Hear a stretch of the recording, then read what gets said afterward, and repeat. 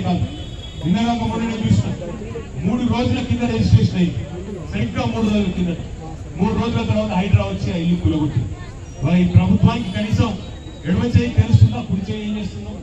ఒక శాఖనేమో రిజిస్ట్రేషన్ చేస్తుంది, మరొక శాఖనేమో వచ్చి కూలగొడుతుంది. అంటే రేవంత్ రెడ్డి గారి ప్రభుత్వం, కాంగ్రెస్ ప్రభుత్వం ఎంత దయనీయమైన పరిస్థితిలో, ఎంత అన్ఫిట్ సీఎం అనుకున్నాడో దాన్ని బట్టే మనం చెప్పొచ్చు, సిగ్గు అని చెప్పక తప్పదు ఈ ప్రభుత్వానికి. మీ అందరికీ మూసి పరివాహక ప్రాంతంలో మరి ఇక్కడికి వస్తుంటే నిజంగా బాధ అనిపించింది. ఎందుకంటే మార్కింగ్ ఇక్కడ దాకా ఇచ్చినారు. ఇక్కడ దాకా ఇస్తే ఆ అపార్ట్మెంట్లు మరి ఒక్కొక్క అపార్ట్మెంట్ 2 కోట్ల దాకా ఉంటుందని చెప్తున్నారు. దాని పక్కన ఉన్న అపార్ట్మెంట్ కూడా దాదాపు అంత ధర ఉండొచ్చు. ఇప్పుడు ఆ తమ్ముడు చెప్తా ఉన్నాడు విషయం అనుకుంటా, ఒక 1.6 కిలోమీటర్ పరిధిలో 1000 కోట్ల ప్రజల ఆస్తి, 1000 కోట్ల ప్రజల సొమ్ము ఇవాళ రేవంత్ రెడ్డి ప్రభుత్వం మింగేయబోతా ఉందన్నా అని చెప్తా ఉన్నాడు. ఇది 1.6 కిలోమీటర్. ఇంకొక మాట కూడా చెప్పాలి, మోడీ గారు ప్రధానమంత్రి అయిన తర్వాత ఆయన కూడా నమామి గంగా అనే ప్రాజెక్ట్ తీసుకొచ్చాడు. గంగా నది తీరం కూడా సాఫ్ చేయాలి, మంచి చేయాలి, సుందరీకరణ చేయాలని ప్రాజెక్ట్ ఇచ్చాడు. మొత్తం 2400 కిలోమీటర్ల గంగా నది ఉంటే దాని మొత్తం ఖర్చు ఎంతో తెలుసా?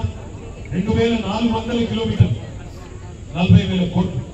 కానీ రేవంత్ రెడ్డి గారి ప్రభుత్వం ఎంత గొప్పదంటే 55 కిలోమీటర్ల మూసికి మాత్రం 1,50,000 కోట్లంట.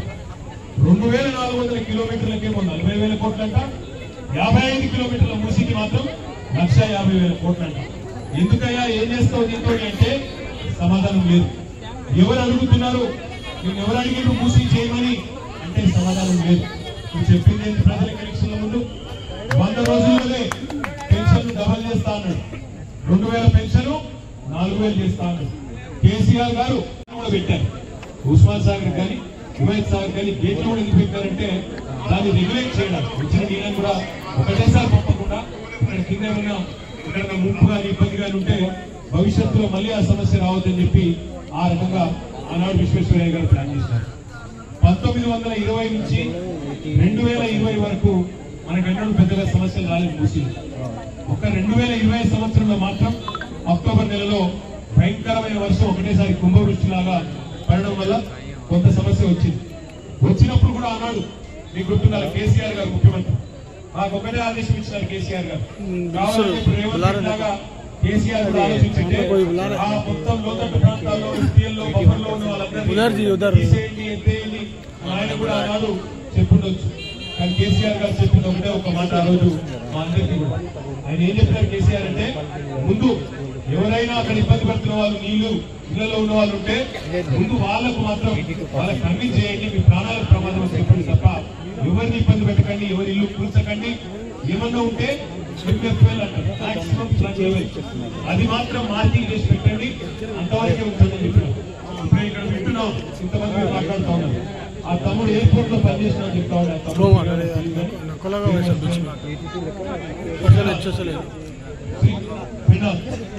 వినాల్ ఒక మాట చెప్పింది, మీరు వినాలి. ఆయన ఏమన్నాడు? డిసెంబర్ 7 నాడు కాంగ్రెస్ గవర్నమెంట్ వచ్చింది, జనవరి 14 నాడు నాకు బిల్డింగ్ పర్మిషన్ వచ్చింది. ఆ తర్వాత నేను ఇల్లు కట్టుకున్నాను. సెప్టెంబర్ మాసంలో ఉన్నాము.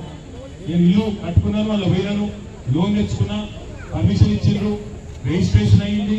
మరి కాంగ్రెస్ వాడే పర్మిషన్ ఇస్తాడు, కాంగ్రెస్ వాడే రిజిస్ట్రేషన్ చేస్తాడు, మళ్ళీ కాంగ్రెస్ వాడే కూలగొడతా అంటే వాళ్ళకి తెలుస్తుందా అన్న ఏం చేస్తున్నారు అనే మాట వాళ్ళు అడిగినారు.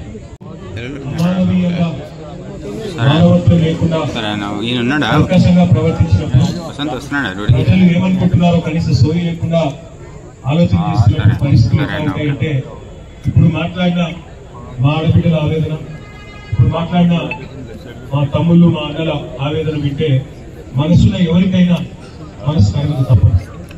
కన్నీళ్లు పెట్టించి పేదవాళ్ళను, మా పిల్లలు గడగడ వరుకుతున్నారు, బడికి పోతలేరు, మా ఆయనకి ఏమన్నా అయితే గుండెపోటు వస్తే ఎవడు బాధ్యుడు అని ఒక ఆడబిడ్డ కన్నీళ్లు పెట్టుకునే పరిస్థితి అంటే తప్పకుండా ఈ ప్రభుత్వం చాలా దుర్మార్గం, చాలా కిరాతక ప్రభుత్వం అని చెప్పడం. ఒకటి మాత్రం పక్కా, ఈరోజు మీరు నేను మనందరం కూడా ఆలోచించవలసింది, మనందరం గుర్తుపెట్టుకోవాల్సింది.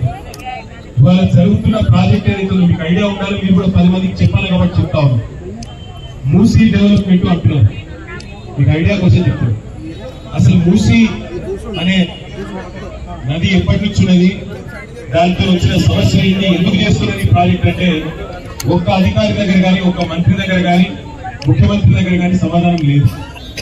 అప్పుడెప్పుడో 1908వ సంవత్సరంలో మూసీ నదికి వరదలు వచ్చినాయి హైదరాబాద్ లో. అప్పుడు ఈ ప్రాంతంలో బహుశా ఎవరు లేదు. అప్పుడు వరదలు వచ్చినాయి.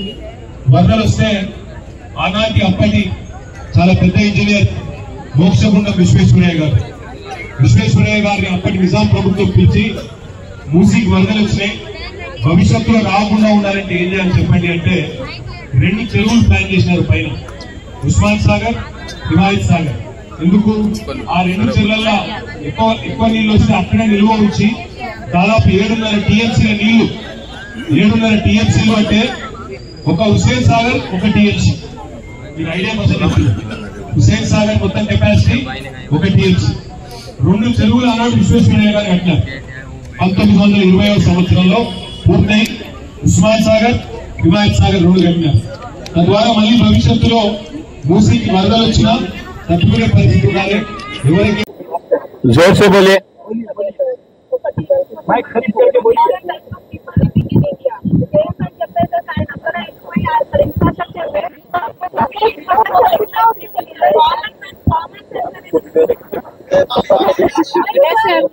अम्मा बात करिए, अम्मा बात करते रहिए, आप शुरू करिए। आप मोबाइल बैठेंगे। अस्सलाम वालेकुम। जोर से बोलिए अम्मा, माइक नजदीक लगा के बोलिए।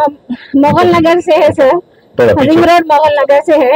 हम लोग बहुत परेशान है सर। परसों आके पुलिस वाले हमारे लोग सब, आप लोग डबल बेडरूम ले लो, यहाँ से शिफ्ट हो जाओ, ये रिवर बैंक पे है ऐसा बोले सर। तो हम लोग रजिस्ट्रेशन कराए, टैक्स बनते, हम लोग हर चीज बनते, फिर ये कैसा है बोलते आगे का नंबर लगा के आपको रजिस्ट्रेशन करके दिए बोल के बोले सर।